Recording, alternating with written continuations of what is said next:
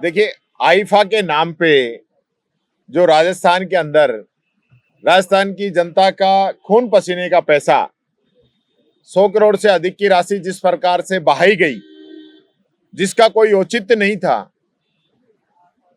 IIFA के नाम पे कितने एक्टर यहाँ पे आए और ऐसा कहीं नहीं लगा कि हम राजस्थान का प्रमोशन कर रहे हैं।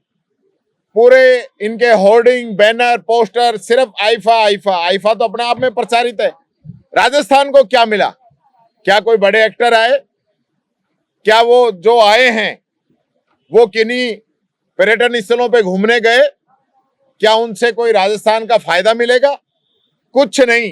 ये एक सोची समझी साजिश के तहत जो लोग पहली लाइन में बैठे हैं, 7-7 लाख रुपए के जो पासेज जिनको दिए हैं, वो जनता का पैसा था, उसको उड़ाया गया है। इसका राजस्थान को कोई फायदा नहीं हुआ। ये पैसा कहां खर्च हुआ है, किस पे खर्च हुआ है, ये भी मैं सरकार से पूछना चाहूंगा कि आईफा के आयोजन में जो पैसा खर्च हुआ है उसकी पूरी जानकारी राजस्थान की जनता को दें, ताकि हमें पता तो चले कि हमारा पैसा किस सेक्टर को, किस संस्थान को, किसको प्रमोट करने के लिए दिया जा रहा है। ये राजस्थान के हित में है या फिर ये सरकार के जो लोग हैं ये नाच गाना देखने के लिए इस प्रकार का आयोजन करा रहे हैं। ये बात मैं कहना चाहूंगा। पिछली सरकार के कामकाज के लिए एक और कमेटी की घोषणा आज हुई सदन। देखिए, इस सरकार के पास पिछले 6 महीने को कामकाज की समीक्षा, इंग्लिश मीडियम स्कूलों की समीक्षा, नगर पालिकाओं की समीक्षा, जिलों की समीक्षा, कॉलेजों की समीक्षा, अब एक और नई कमेटी बनाई समीक्षा, जितनी मर्जी समीक्षा कर लें। पर मैं ये कहना चाह रहा हूं भाइयों, 1.5 साल होने को आ गया, सरकार का तीसरे हिस्से का कार्यकाल पूरा होने को है। ये समीक्षा ही करते रहोगे, कमेटी बनाते रहोगे, काम करोगे? आप जेजेएम का जिक्र कर रहे थे, मुख्यमंत्री जी ने बहुत बड़े बड़े दावे किए, वादे किए। हकीकत यह है कि जेजेएम पूरे देश के अंदर स्लो चल रही थी।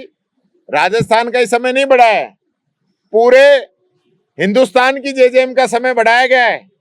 और हमने जितने कनेक्शन किए उससे तो ये 2/3 कनेक्शन कर पाए। हम पे आरोप लगा रहे हैं, हमसे कम कनेक्शन तो मध्य प्रदेश ने किए हैं, आरोप हम पे लगा रहे हैं।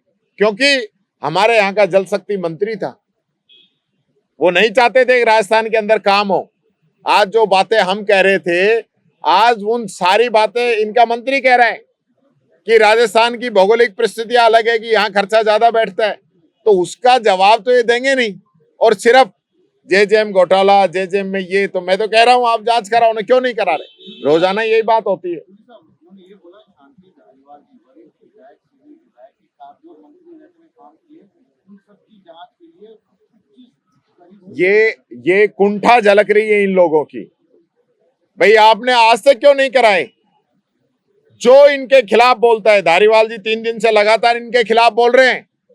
हमें जांच से डर नहीं है, पर जांच जो है पारदर्शिता से होनी चाहिए। जांच के नाम पे आप लोगों ने हमारे डोटासरा जी पे जांच आई, वो दिन है, राज का दिन है, कोई जिक्र ही नहीं है। जब चुनाव नजदीक होता है तो इस प्रकार के ईडी, इनकम टैक्स, सीबीआई के छापे डलवा के और उसको टारगेट करते हैं, उसके बाद गायब हो जाते हैं। इसी प्रकार से सरकार घिर रही है चारों तरफ से, उसको बचाने के लिए आपने फिर जो है एक जांच की घोषणा कर दी। इससे हम लोग डरने वाले नहीं है, ये बात मैं कहना चाहूंगा। आपने कहा था कि आपने हाउस में कहा था कि जो आईफा में एक्टर्स आए हैं वो ग्रेड 2 है। जी, मैं कहना चाहूंगा शाहरुख खान के अलावा कोई सीनियर एक्टर, चाहे वो अमिताभ बच्चन हो, चाहे सलमान खान हो और अक्षय कुमार हो, ऐसे सैकड़ों जो एक्टर हैं जिनका नाम है पूरे देश के अंदर, विदेश के अंदर, दुनिया के अंदर, जिनके आने से एक मैं समझता हूं एक उसका मैसेज आता है, वो तो कोई एक्टर आया ही नहीं। आप 5-7 एक्टरों को लेकर एक प्रकार से आईफा का आयोजन करके एक मैसेज क्या देना चाह रहे हो आप? वो तो कहीं आप उसमें कामयाब हुए ही नहीं।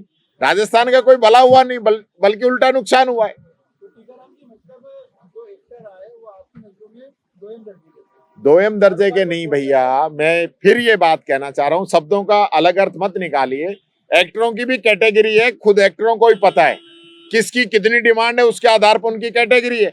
तो आज जिनकी डिमांड है, जिनकी हॉलीवुड बॉलीवुड और सब जगह पे जिनकी डिमांड है, वो तो आए नहीं जिनका नाम है। आप माधुरी जी से आने खाने से भी ज्यादा खुश नजर आए। देखिए, माधुरी जी जो है अच्छी एक्ट्रेस हैं, कोई दो राय नहीं है, लेकिन मेरे कहने का तात्पर्य ये है कि वो समय जब माधुरी दीक्षित की चर्चाएं पूरी दुनिया के अंदर, देश के अंदर होती थी, वो समय अब निकल गया है। गोल्ड पास आपको मिला, आपको गोल्ड पास मिला आईफा का, आपने बोला था गोल्ड पास। देखिए, गोल्ड पास के लिए मैंने कहा, वो गोल्ड पास आपको आईफा की फोटो निकाल लीजिए, 7 लाख 5 लाख की कैटेगरी वाले पास किनको बांटे गए हैं वो आप देख लीजिए। आपने जो बात कही, निश्चित तौर पर जरूरत की बात नहीं है, ये लगातार दलित की बात कर रहे हैं। मैं बोल रहा हूं, मेरे को बोलने से रोका जा रहा है, माइक बंद किया जा रहा है, और आज जिस प्रकार से लोग बातें कर रहे हैं बाबा साहब अम्बेडकर की, तो मैं ये इनसे पूछना चाह रहा था कि आज आप आरएसएस 100वीं अपनी वर्षगांठ मना रही है, तो 100 साल में ये निर्णय करेगी क्या हम इस देश से छुआछूत मिटाएंगे? तो मैंने तो एक अच्छा सुझाव रखा था, मैंने कोई इनको आरोप नहीं लगाया। जिस प्रकार से सारे एक साथ खड़े हुए, ये तो अच्छी बात थी। मुझे तो उम्मीद थी कि ये लोग कहेंगे कि हम जो है छुआछूत को मिटाएंगे, पर इनके खड़े होने से एक बात साफ झलक गई है कि ये लोग आज भी, इनकी मानसिकता दलितों के प्रति सही नहीं है। जो छुआछूत है उसको ये लोग कायम रखना चाहते हैं, ये आज झलक गया। दूसरी बात, मुख्यमंत्री जी ने अपनी स्पीच के अंदर कहा कि बाबा साहब अम्बेडकर को किसने हराया, किसने हटाया। मैं ये कहना चाहूंगा, बाबा साहब अम्बेडकर की खुद की चिट्ठी जो उन्होंने अपने दोस्त को लिखी, उन्होंने सीधा आरोप आरएसएस के ऊपर लगाया था कि आरएसएस ने मुझे हरवाने का काम किया है। जिंदगी में कभी भी आरएसएस पे विश्वास मत करना, ये बाबा साहब अम्बेडकर की चिट्ठी है जो मैं आपको भी दे दूंगा। सीएम साहब का जो मामला जमा नहीं, 2.5 घंटे तक जिस प्रकार से उन्होंने भाषण दिया, वो लगता नहीं कि मुख्यमंत्री इस प्रकार की बातें कर रहे हैं। मेरी कविता की कॉपी करके दूसरी कविता बनाई, उसमें भी मामला नहीं जमा। दूसरा, जो आप बना के लेके आ रहे हो, आपका पद क्या है, आपकी गरिमा क्या है, इससे अच्छा तो कई हमारे एमएलए बोल गए जो मुख्यमंत्री नहीं बोल पाए।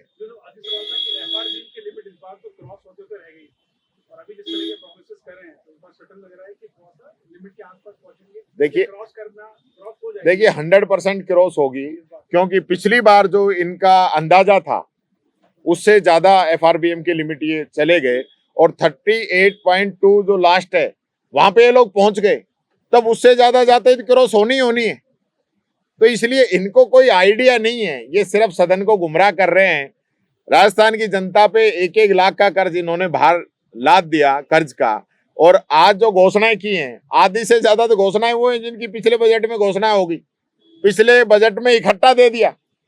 मान लो 10 करोड़ की सड़कें विधायकों को दी जाएंगी, अब की बार कह दिया कि वो रिन्यूअल था पिछली बार, अब की बार कर दिया 5 रिन्यूअल और 5 मिसिंग लिंक दी जाएंगी। तो आपने 54 एक दी नहीं।